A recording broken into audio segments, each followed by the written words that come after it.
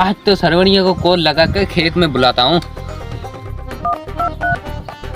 Hello सरवणिया। उठाइए ना। हाँ भाई। सरवणिया क्या कर रहा है? मैं तो बस अपनी थार को साफ कर रहा था। अच्छा थार साफ कर। हाँ भाई, आज तो टाइम है नहीं, थार को धो के फिर जा रहा हूँ गांव में। अच्छा गांव में जा रहा है थार को लेकर? थोड़ा सा साइड में देख, मैं भी तेरे साथ गांव आ रहा हूँ। क्या?